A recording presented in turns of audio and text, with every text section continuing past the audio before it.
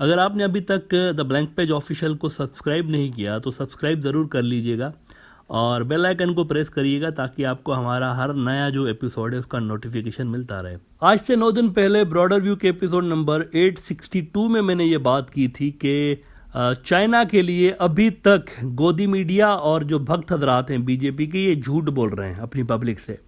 देखें, लड़ने की कैपेबिलिटीज़ इंडिया के अंदर नहीं है, चाइना के खिलाफ नहीं है लड़ने की कैपेबिलिटीज़। अगर लड़ने की कैपेबिलिटीज़ होती तो अपनी ज़मीन छुड़ाने के लिए 22-23 महीने से इंडिया मतलब टॉक्स नहीं करता।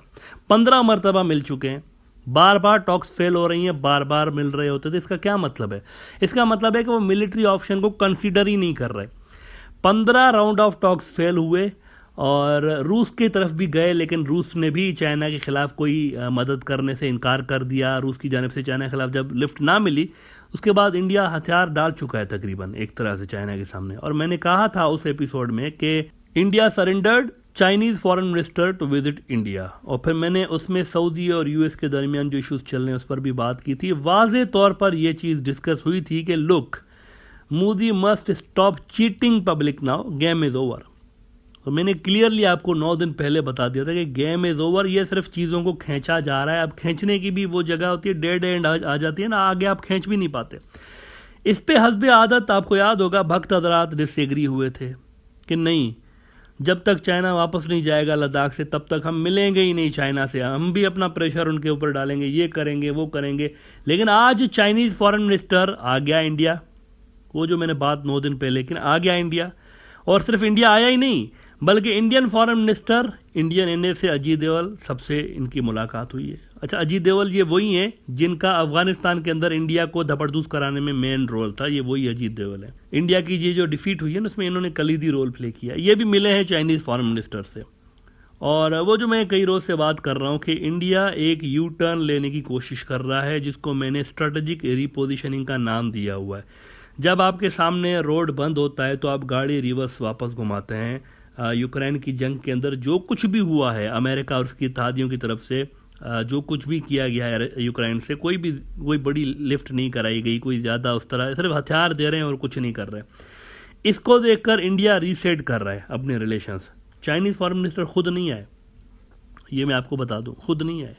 इंडिया की तरफ से जो बैकडोर चैनल्स हैं ना, उनके ज़रिए काफ़ी टाइम से रब्ता रहा इनका, चाइना का और इनका, और उसके बाद ये डेवलपमेंट हुई है। फरवरी से लेकर इंडिया के रब्ते जारी थे चाइना से। इस वक्त जो इंडिया का पब्लिकली बयान सामने आया है ना वांग जी के दौरे के बाद, वो ये बयान सामने आया है कि हम नॉर्मलाइजेशन तो चाहते हैं, अपने जो रिलेशंस ख़राब हो गए हैं चाइना के साथ उसको नॉर्मल करना चाहते हैं, लेकिन उससे पहले हम चाहते हैं कि कुछ डिसएंगेजमेंट हो। डिसएंगेजमेंट मतलब फ़ौजें ज़रा पीछे हटें। ये जो आगे आ गई हैं दोनों मुल्कों की फ़ौजें, वो कह रहे हैं कि आमने सामने, तो ज़रा पीछे हटें, फिर हम कुछ नॉर्मलाइजेशन पे बात कर सकते हैं। नाउ अपेरेंटली आपको लग रहा होगा कि ये बड़ा एक ज़बरदस्त किस्म का बयान है, तो मतलब प्रिंसिपल स्टांस इसमें इंडिया का शो हो रहा है, लेकिन नहीं, ऐसा नहीं है। इसमें गौर करने वाली बात है। इसके अंदर एक छोटी सी शरारत है, यूँ समझे।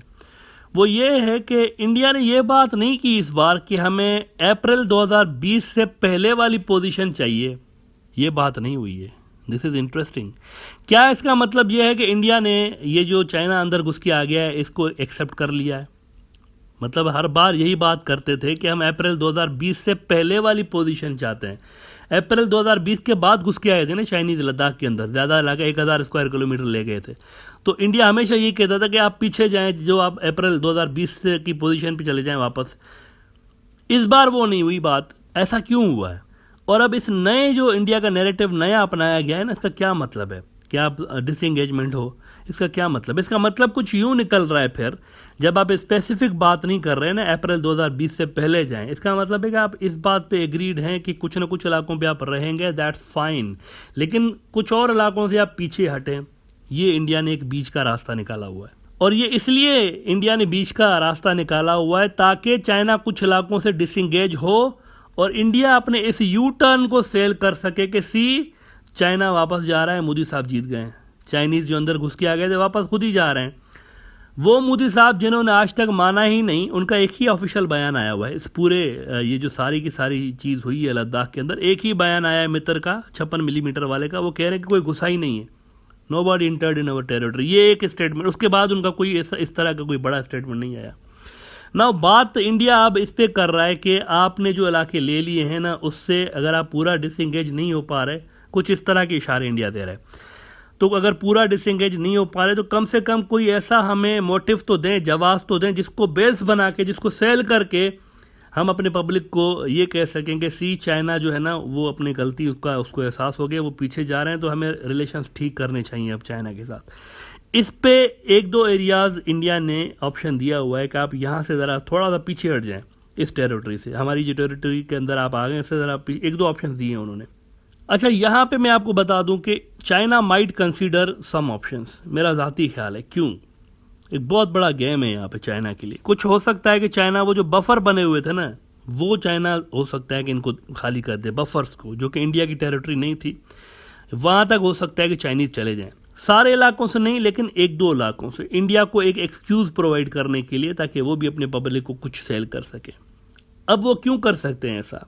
इसमें चाइना का क्या फ़ायदा है? एक बहुत बड़ा फ़ायदा है, क्योंकि यूएस जो है ना, यूएस अमेरिका चाइना का थ्रेट नंबर 1। चाइना इंडिया को अपना कभी थ्रेट समझते ही नहीं है, वो अमेरिका को समझते हैं।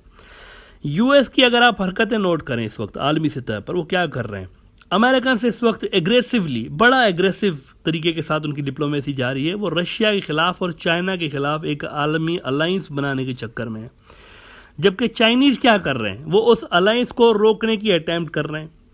इसीलिए चाइना हर उस मुल्क को अकोमोडेट कर रहा है आजकल जो कि रशिया के खिलाफ अमेरिकी ग्रैंड अलायंस का हिस्सा बनने को तैयार नहीं है। इससे होना क्या है? इससे होना यह है कि अमेरिका का जो डिक्लाइनिंग असर है ना, वो सारी दुनिया के सामने आना है। देखें, रशिया का जो एक्स प्राइम मिनिस्टर है, उसकी भी एक स्टेटमेंट आया है कि यूक्रेन की जंग के बाद world is no longer a unipolar, उन्होंने भी कह दिया हुआ है ना। ये जो गेम चाइना खेल रहा है ना, इससे अमेरिका का जो डिक्लाइनिंग असर है, ये दुनिया के सामने एज आई सेड खुल के जाहिर हो जाना है कि कोई भी मुल्क अमेरिका की बात सुनने को तैयार नहीं है। साउथ एशिया के अंदर आप नोट करें कि अकेला इंडिया ही ऐसा मुल्क है जिसको अमेरिका का क्लोज इत्तेहादी माना जाता है। यहां पर अगर ये ही अमेरिका को डिच कर देता है तो इसका मतलब क्या होगा? It will be game over for America in south Asia. China India को रीसेट इसीलिए करने दे रहा है क्योंकि वो एक तीर से कई निशाने लगाने की कोशिश कर रहे हैं। क्वाड के अंदर इंडिया है, वो क्वाड को प्रैक्टिकली डिसफंक्शनल करना चाहते हैं चाइनीज, मतलब वो क्वाड को ऐसा बनाना चाहते हैं कि क्वाड के पुर्जे काम ही ना करें। इंडिया क्वाड का एक बहुत बड़ा पुर्जा है, वो डिसफंक्शनल हो जाए, वो एक तो ये करना चाहते हैं। यूएस के असर को एज आई सेड गिराना चाहते हैं ग्लोबली, खास तौर पर साउथ एशिया के अंदर। और वो ताइवान को भी यहाँ मैसेज दे रहे हैं बुनियादी तौर पर कि सी अमेरिका का इतना बड़ा इत्तेहादी इंडिया आखिर में हमसे बात कर रहा है, आप भी बात कर लें बिफोर इट्स टू लेट। वो ताइवान को भी एक तरह से मैसेज दे रहे हैं। और दुनिया भर में अमेरिका के जो इत्तेहादी हैं उनके सामने ये मैसेज जा रहा है कि भाईजान, बात करनी है रशिया से और चाइना से तो करें, वरना यही हाल होगा जो कि इनका हो रहा है अमेरिकन इत्तेहादियों का, कि at the end of the day American इत्तेहादी चाइना की तरफ ही देख रहे हैं सॉल्यूशंस के लिए। अलबत्ता यहाँ पर एक रोड़ा है इंडिया और चाइना के बीच, ये जो सारी गुडी गुडी चीज़ें चल रही हैं ना आजकल, इसमें एक बहुत बड़ा रोड़ा है। एक तो ये कि ये सारा का सारा जो निज़ाम हो रहा है, सेटअप जो भी हो रहा है दोनों का, ये परमानेंट लेवल का नहीं है। पहली बात तो ये, क्योंकि इश्यूज अनरिजॉल्व रहेंगे, लद्दाख अरुणाचल वाले ये अनरिजॉल्व रहेंगे और एक दो साल के अंदर अंदर इसमें एज आई सेड, मैं पहले ही कह चुका हूँ कि यहाँ पर एक बहुत बड़ी लड़ाई तय बात है 100%।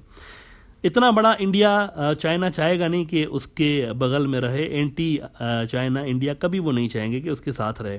तो ये एक टेम्पररी एक एग्रीमेंट होगी जो भी होगा इनका। दूसरा ये कि इंडिया लद्दाख में, now this is very important, India Ladakh के अंदर चाइना का जो देशपांग का रीजन है ना, जिसपे चाइना आके बैठ गया है, देशपांग का इलाका, इंडिया चाहता है कि ये खाली कर दे, चाइनीज़ खाली करके वापस जाए, जिद कर रहा है। लेकिन मैं आपको ये बता दूं कि इसका सवाल ही पैदा नहीं होता कि देशपांग से चाइना वापस चला जाए। It is impossible. क्यों? और देशपांग ही सबसे मेन है, सबसे मेन जो पॉइंट है ना, इससे चाइना के ये जो लद्दाख के अंदर सबसे इंपॉर्टेंट देशपांग का इलाका है, क्योंकि ये वो इलाका है जहां से पाकिस्तान का रास्ता जाता है और वो सीपेक के हवाले से स्ट्रेटेजिकली इंपॉर्टेंट इलाका है ये देशपांग का। और फर्दर ये कि चाइना जो पाकिस्तान का कश्मीर है ना, जिसको आज़ाद कश्मीर कहते हैं, इसके कैपिटल मुजफ्फरनगर से जो एक और सीपेक का रास्ता निकाल रहा है, उस हवाले से भी देशपांग बहुत इंपॉर्टेंट है।